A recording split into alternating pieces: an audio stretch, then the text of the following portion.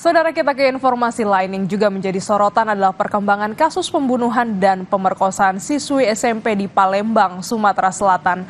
Polda Sumsel menyatakan berkas perkara telah lengkap atau P21. Selanjutnya, berkas yang melibatkan 4 pelaku diserahkan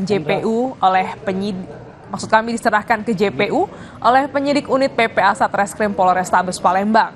Pelimpahan berkas disertai penyerahan barang bukti dan juga 4 pelaku. 1 pelaku yang berusia 16 tahun menjalani penahanan di tahanan Mapolrestabes Palembang, sedangkan 3 orang yang masih berusia di bawah 14 tahun dititipkan di Panti Sosial Rehabilitasi Anak Berhadapan Hukum Kabupaten Ogan Ilir.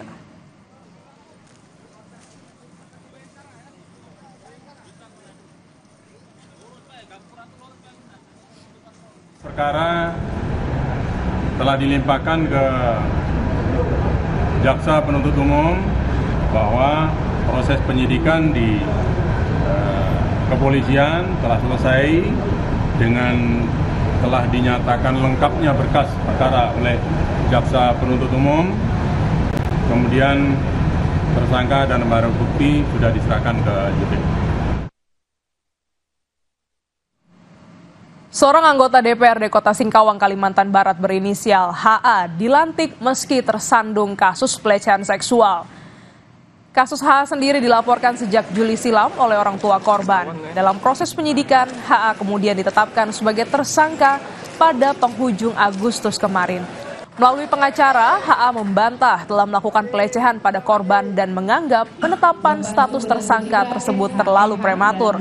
Pihak HA meminta agar penyidik Polres Singkawang untuk menantikan hasil dari gelar perkara khusus di Bareskrim sebelum mengambil tindakan hukum lebih lanjut. Pak Haji nanti bakal datang dipanggil polisi nggak? Dengan kami kuasa hukum nanti dengan kami. Dengan kuasa hukum tunggu sebentar. Oke Bu. Santai Bu. Iya Bu. Ada beberapa hal yang perlu kami jelaskan bahwa perkara ini sudah melalui gelar perkara khusus di Wasidik Bareskrim Mabes Polri. Tentu kita juga masih menunggu putusan dari petunjuk dan arahan dari Kabareskrim. Sehingga sejak telegram rahasia dikirimkan dari Karo Wasidik, itu tidak boleh ada upaya atau tindakan hukum apapun dari Polres Singkawang. Kita memiliki 2 langkah ya. Langkah pertama, langkah internal. Kita akan menyelesaikannya secara internal. Jadi ada tim internal akan menyelesaikan tentu sanksi internal nanti.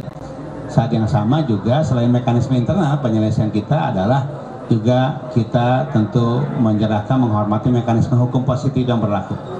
Ya, karena sudah pada posisi tersangka, sehingga ya kita ikuti, kita hormati.